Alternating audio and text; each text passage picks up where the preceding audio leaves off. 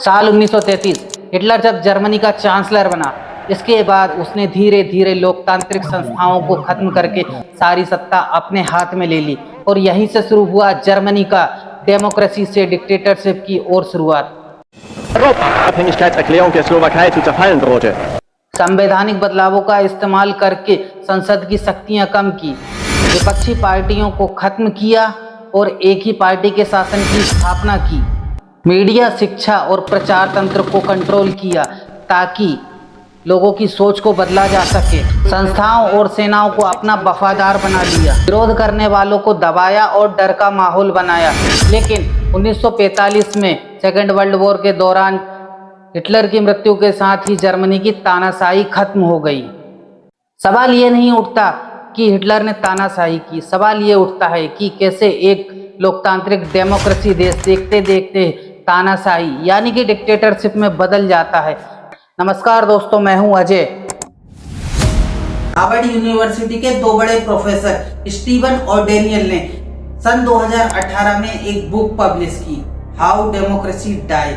इस बुक में इन्होंने बताया है कि डेमोक्रेसी एक रात में नहीं मरती, बल्कि किस तरह उसे धीरे धीरे जहर दिया जाता है। जिस देश में तानाशाही की शुरुआत होती है, सबसे पहले मेनस्ट्रीम मीडिया यानी मुख्य धारा मीडिया पर कब्जा किया जाता है। मीडिया पर सिर्फ वही दिखाया जाता है जो सरकार दिखाना चाहती है। सरकार अपनी नाकामियां, सरकार अपनी गलतियां नहीं दिखाती। सरकार हमेशा अपने पक्ष की बातें आगे दिखाती है, जबकि सरकार के विरोध में जो भी प्रदर्शन होते हैं या फिर सरकार के खिलाफ जो भी बातें होती है वह मीडिया से गायब कर दी जाती है। मीडिया पर कब्जा करने का मुख्य कारण यह होता है कि मीडिया एक प्रचार तंत्र होता है जिसके द्वारा हर व्यक्ति के पास सरकार की जानकारी पहुंचती है। इसीलिए सरकार सबसे पहले मुख्य धारा मीडिया पर कब्जा करती है। डेमोक्रेसी से तानाशाही की ओर बढ़ता है तो सबसे पहले संस्थाओं के न्यूट्रलाइजेशन की बात शुरू हो जाती है।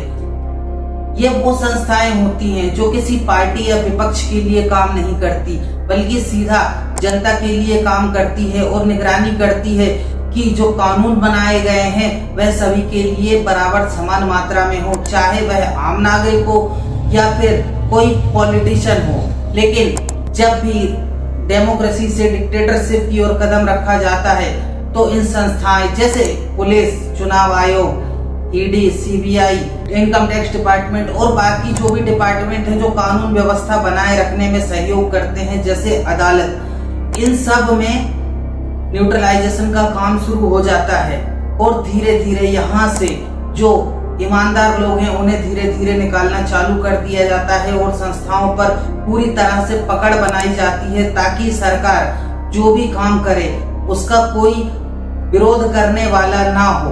मुख्य धारा मीडिया पर कब्जा होना, संस्थाओं का न्यूट्रलाइजेशन होना, इसके बाद जो सरकार होती है वह जनता में भय का माहौल पैदा करती है। यह भय का माहौल सीधे तरीके से नहीं होता, बल्कि जनता को बताया जाता है एक काल्पनिक या वास्तविक दुश्मन। काल्पनिक दुश्मन को आप इस तरह समझ सकते हैं कि किसी एक धर्म विशेष समुदाय को या विदेशी ताकतों को या फिर पड़ोसी देश के आक्रमणों को बार बार बताया जाता है कि देश खतरे में है, देश की आंतरिक सुरक्षा खतरे में है और देश को एक मजबूत नेता की जरूरत होती है। जब यही काम मेनस्ट्रीम मीडिया पर लगातार किया जाता है, क्योंकि जो चीजें बार बार दिखाई देती है, सुनाई देती है, लोग उस पर ज्यादा विश्वास करने लगते हैं। जब एक बार जनता में भय का माहौल बन जाता है, इसके बाद विपक्षी पार्टियों को गलत साबित करना बहुत आसान हो जाता है। दोस्तों, आप में से कई सारे लोग ऐसा मानते होंगे कि विपक्षी पार्टियों का काम सिर्फ सरकार के कामों में टांग अड़ाना होता है, सरकार की कमियां निकालना होता है। लेकिन दोस्तों, वाकई में ये सच नहीं है। विपक्षी पार्टी का काम होता है कि सरकार जो भी नीति या नियम बना रही है उसमें जो नुकसान होने वाले हैं उन्हें देखना और एक मजबूत विपक्ष का होना बहुत जरूरी होता है। जिस देश का विपक्ष मजबूत नहीं होता है उसमें बनने वाली नीतियां, नियमों में कई सारी कमियां रह जाती हैं। जिस देश में विपक्ष नहीं होता उस देश या फिर जिस देश का विपक्ष कमजोर होता है उस देश में लोकतंत्र से तानाशाही यानी डेमोक्रेसी से डिक्टेटरशिप बहुत आसानी से आ जाती है। दोस्तों, अब तक हमने जाना कि कैसे जब एक सरकार या कोई व्यक्ति विशेष लोकतांत्रिक से तानाशाही की ओर बढ़ता है तब क्या क्या कदम उठाए जा सकते हैं, क्या क्या संकेत मिलते हैं। लेकिन जरा सोचिए कि जब एक देश में पूरी तरह से तानाशाही लागू हो जाए उसके बाद आम नागरिकों का क्या होगा, उनके अधिकारों का क्या होगा।